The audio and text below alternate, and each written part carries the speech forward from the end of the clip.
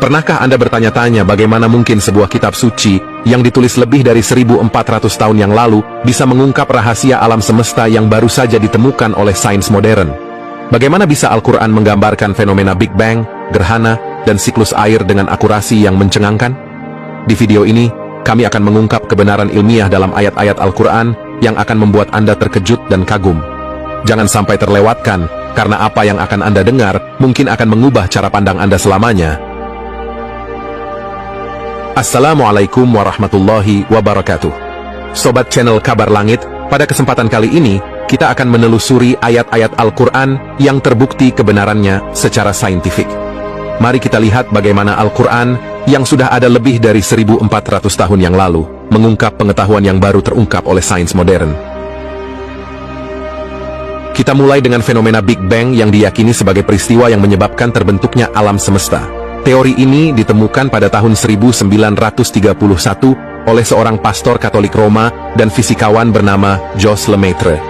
Penemuannya didasarkan pada pengembangan teori-teori sebelumnya, terutama oleh Alexander Friedman, yang menemukan solusi untuk persamaan bidang relativitas umum Albert Einstein.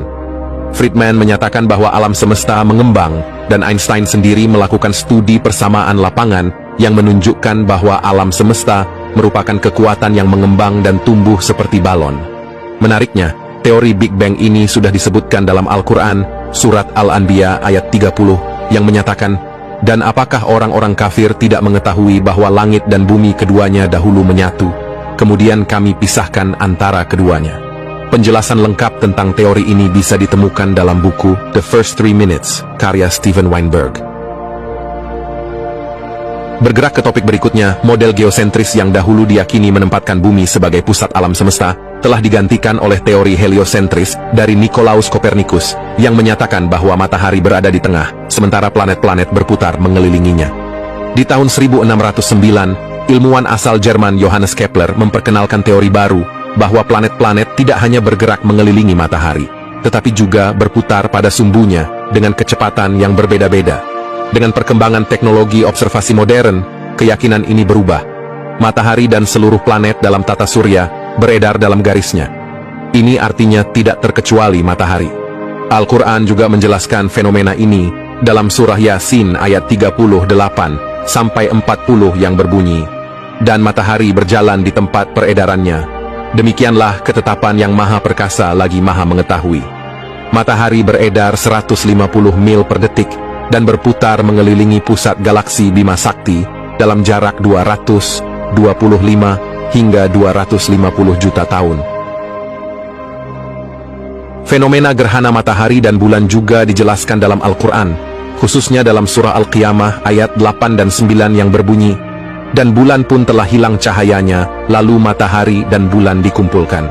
Gerhana terjadi ketika sebuah planet atau bulan menghalangi cahaya matahari. NASA menjelaskan bahwa gerhana matahari terjadi ketika bulan menghalangi cahaya matahari dan menimbulkan bayangannya di bumi, menyebabkan kegelapan di siang hari. Sebaliknya, gerhana bulan terjadi ketika bumi menghalangi cahaya matahari yang mengenai bulan, membuat bulan purnama memudar karena bayangan bumi menutupinya, atau terlihat kemerahan karena atmosfer bumi menyerap warna-warna lain. Nabi Muhammad juga telah menjelaskan fenomena gerhana dalam hadis yang diriwayatkan oleh Al-Bukhari, bahwa matahari dan bulan adalah dua tanda di antara tanda-tanda kekuasaan Allah, dan keduanya tidak membuat gerhana terjadi karena hidup mati seseorang, melainkan Allah Subhanahu wa Ta'ala membuat hamba-hambanya terpesona dengan keduanya